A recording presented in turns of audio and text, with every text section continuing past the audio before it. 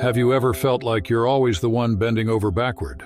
Always saying yes even when you want to say no? Do you find yourself constantly trying to please everyone, yet feeling unfulfilled and frustrated? If this sounds familiar, then it's time to break free from the nice guy syndrome. In this powerful book by Dr. Robert Glover, No More Mr. Nice Guy, we dive deep into the behaviors that hold us back, the hidden insecurities, and the self-sabotaging patterns that keep us from living a life of authenticity, confidence, and true happiness. In this audiobook summary, we'll uncover the transformative lessons and actionable steps that will help you reclaim your power, set healthy boundaries, and live life on your own terms. It's time to stop being Mr. Nice Guy and start being the man you were meant to be. Let's dive in. What is Mr. Nice Guy syndrome? Most nice guys are concerned with looking good and seeing that everything is done right. Their contentment hinges on the happiness they bring to others. Typically, nice guys bend over backward to avoid conflicts. They tend to be humble and selfless, often focusing on satisfying the women in their lives. Nice guys believe that always showing care and generosity entitles them to love, happiness, and fulfillment without hesitation. Dr. Glover identifies this set of beliefs as the primary cause of nice guy syndrome. It represents the misleading notion that being honorable guarantees a trouble-free life with plenty of affection and respect from others.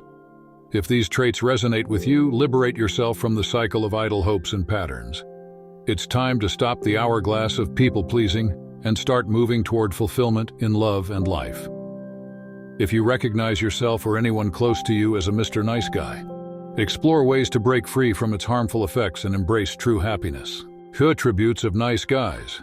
This tireless effort at appearing likable usually involves trying to disguise certain realities about themselves, their faults, yearnings, and passions, and morphing into what they think others would love: giving, helpful, and calm. There is no mold cast for nice guys, but they all have a collection of similar attributes. These attributes are a product of ideologies developed during childhood that guide their lives. Nice guys are givers. They fix and take. They seek the approval of others, seek to avoid conflict, and often feel compelled to hide their flaws and mistakes. They belong to a group of people who always seek the right way to do things. Repression of feelings is their specialty, and they find it difficult to prioritize their needs. To overcome the nice guy syndrome, a balanced approach is essential. The process does not require abandoning kindness and becoming unpleasant, but it encourages you to embrace both strengths and weaknesses. Moreover, the fear of criticism and rejection is the primary driver behind adopting a social mask. Despite this fear, individuals often persist in their existing patterns, recycling efforts instead of exploring alternative approaches. Please the people who matter. Nice guys meticulously shape their actions, consciously or not, to seek approval or avoid disapproval. This quest for external validation permeates every facet of their relationships, extending even to strangers and those they may not like. Some men internalize toxic shame, justifying the need to conform to others' expectations. Yearning for love, nice guys find themselves drowning in self-deception and toxic shame. They have an inherent belief that they are not good enough. Therefore, they fear that anyone close enough to discover their personality may find something similar. They're not good enough. Doing things that make them feel valued, even in discomfort, comes off as a necessary element of a peaceful existence. Nice guys actively strive to be agreeable during almost all social interactions. But this habit of people-pleasing is most noticeable in their relationship with women. They hold a woman's validation in high esteem. Men must change their core patterns to recover from the nice guy syndrome. Instead of constantly seeking to please others and being careful to stay out of their bad book, nice guys need to focus on their needs and give them more attention than anybody's expectations. A thorough overhaul of self-values is practical for improving self-belief. When a nice guy undervalues himself, it will reflect how he treats himself and how others treat him. In recovery, a nice guy must actively do good things for himself and key into his self-worth. For example, dedicating meaningful time alone is essential in overcoming the syndrome. Take care of your priorities. The origins of recurring patterns often stem from upbringing. When a child's needs are prolongedly neglected or improperly addressed, they may develop a belief that having needs is negative. As a result of survival mechanisms developed during their formative years, Nice guys often view having few needs as ideal. However, they frequently suppress ambitions and desires beneath the guise of self-sufficiency. Nice guys tend to be sneaky, controlling, and manipulative when attempting to fulfill needs. Reclaim your masculinity. Nice guys are wimps. Even though calling them wimps may not be a very nice thing to say, it's the truth. They tend to be weak-minded and are often at the receiving end of victimization in their interactions. The childhood survival strategies they know necessitate them to relinquish their authority. Despite their efforts to create a harmonious, trouble-free existence, two significant factors often impede them. For starters, life's inherent chaos affects everyone, not just nice guys, making the pursuit of a seamless existence seemingly impossible. Life consists of unpredictable circumstances that are often beyond anyone's control. Unfortunately, a magic formula for achieving a seamless life doesn't exist.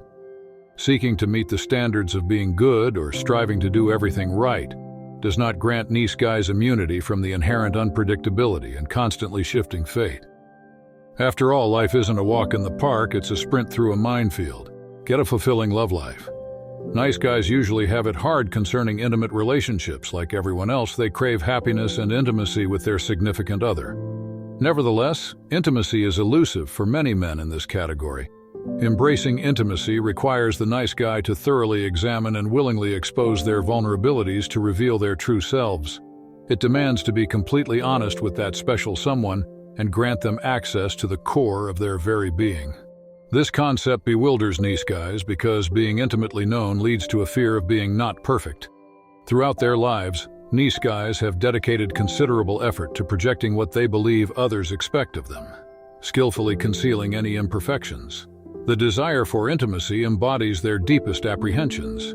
Human nature draws individuals to the familiar, leading nice guys to recreate adult relationships, mirroring their dysfunctional childhood connections.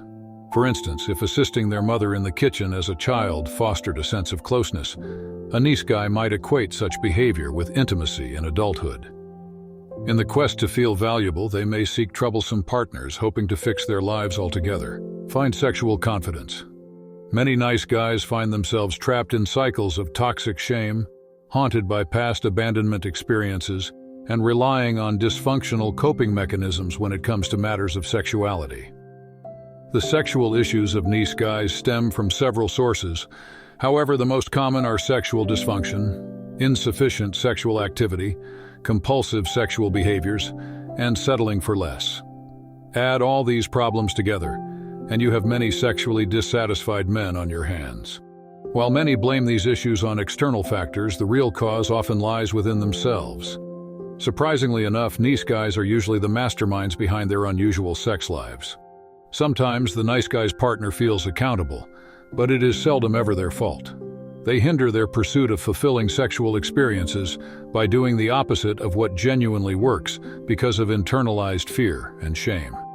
But before throwing sexual shame overboard, it is necessary to seek the help of accepting and liberal-minded people. Overcoming sexual shame is no job for the nice guy alone. Help is essential. A recovering nice guy needs to open up about all aspects of his sexual self to supportive and trustworthy people. Such revelations drive him to let go of his shame and fear. Furthermore, his emotions become lighter from the heaviness of keeping those secrets finally being lifted from them. Just as we find in nature, no aphrodisiac works better than self-confidence. As recovering men become more comfortable in their own skin, they seem more appealing to potential partners. People around them respond positively when they choose the path of self-respect, integrity, and courage. Did you know? According to a study at New Mexico State University, nice guys report having significantly fewer sexual partners than bad boys. Pursue your potential. Nice guys tend to seek approval, play it safe, and adopt counterproductive behaviors. So many of them fail to realize their full potential. The saddest consequence of nice guy syndrome involves millions of unfulfilled lives, with numerous great men wasting their potential and settling for mediocrity. Fear is another common factor that poses a significant problem for nice guys. It governs a nice guy's every action and decision. The essence of life is evolution and change. And for a natural and complete progression of this process in any individual, they must be willing to let go of control. When recovering nice guys let go, they permit the lucky and beautiful chaos of creation to take its course. The inevitable product is a dynamic, rich, and fulfilling life. Nice guys find comfort in appearing average, but to be outstanding invites so much unwanted attention and inquisition. The floodlights of success tend to illuminate the self-perceived flaws and cracks of nice guys. Developing a healthy view of self and the world and how they relate allows them to begin a complete and free internalization of the universe's abundance, whether in the form of money or love. Sometimes it manifests as a fulfilling sex life or the bright lights of fame, and in some instances it encompasses all of the above. Conclusion. As we wrap up this summary of No More Mr. Nice Guy, it's clear that breaking free from the nice guy syndrome isn't just about changing how you relate to others. It's about redefining how you see yourself.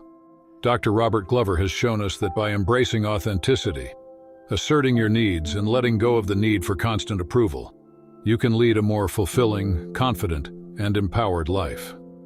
Remember, being a nice guy isn't about being genuinely kind. It's about hiding your true self out of fear. Now, armed with the insights and actionable steps from this book, it's your turn to step into your true power, set healthy boundaries, and create the life you deserve. The journey won't always be easy, but the rewards of living as your authentic self are worth every step. Thank you for joining us, and here's to the beginning of your transformation.